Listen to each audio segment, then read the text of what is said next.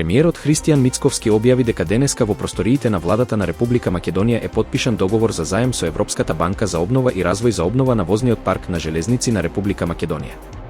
Инвестицијата изнесува 21 милион евра и е наменета за набавка на 5 нови електрични локомотиви со неопходни резервни делови. Според Мицковски, ова представува системска обнова на железничкиот сектор и чекор кон економски развој, еколошка одржливост и европска иднина на државата. Министерот за одбрана Владо Мисајловски одржа предновогодишен собир со вработените во Министерството за одбрана и Генералштабот на армијата. На настанот беа врачени признанија на припадници на армијата и Министерството кои заминуваат во пензија, како знак на благодарност за нивната долгогодишна и професионална работа. Мисајловски истакна дека трудот и посветеноста на вработените се силен столб на македонската одбрана и најави продолжување на заложбите за јакнење на безбедноста и стабилноста на државата. Министерот за земјоделство, шумарство и водостопанство денеска оствари средба со одгледувачите на овци, на која се разговараше за актуелната состојба и мерките за унапредување на овчарството во Македонија. Овчарите најавија дека во наредниот период ќе достават своји предлози за изготвување на програмите. Од Министерството порачаа дека и во 2026 година ќе продолжи отворениот дијалог со земјоделците, со цел развој на македонското земјоделство.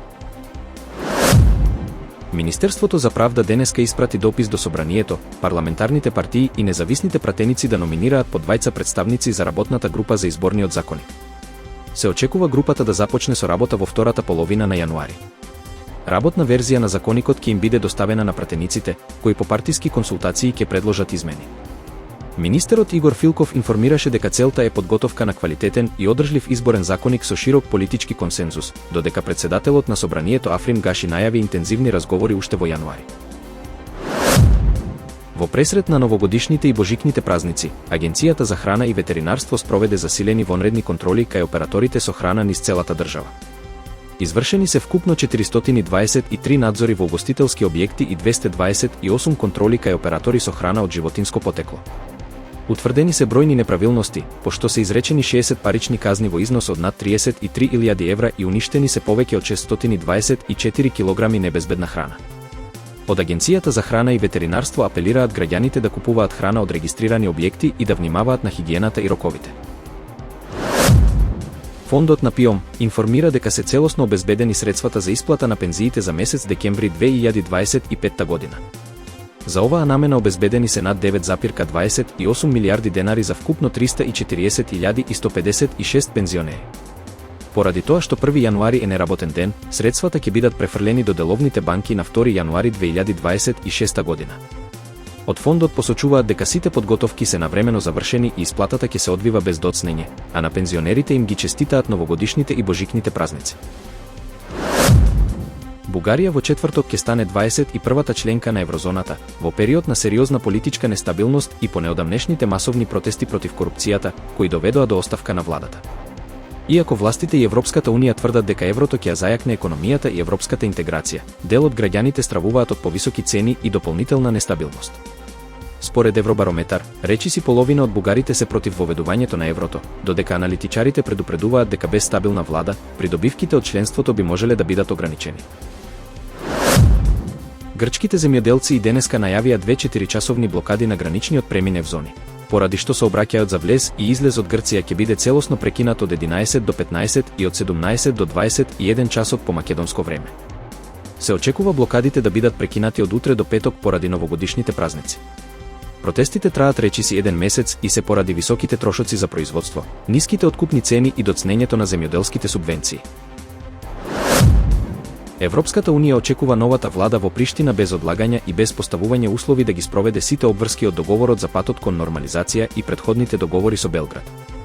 Во заедничка изјава на Каја Калас и Марта Кос се нагласува дека нормализацијата на односите останува клучен услов за европскиот напредок на двете страни.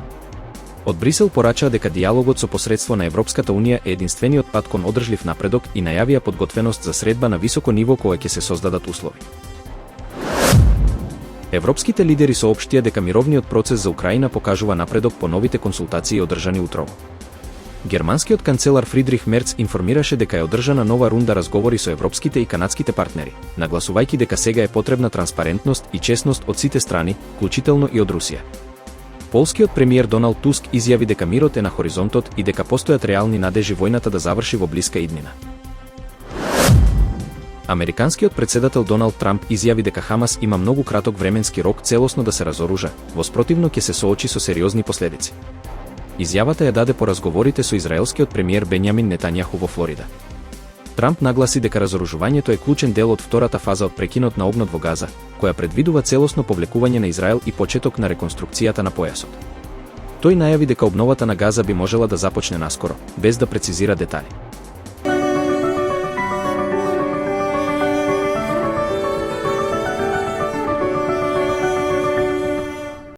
Времето денеска сончево и студено, со мала до умерена локална облачност, ќе дува засилен до силен северен ветер. Наместа ќе има услови за провејување на снег.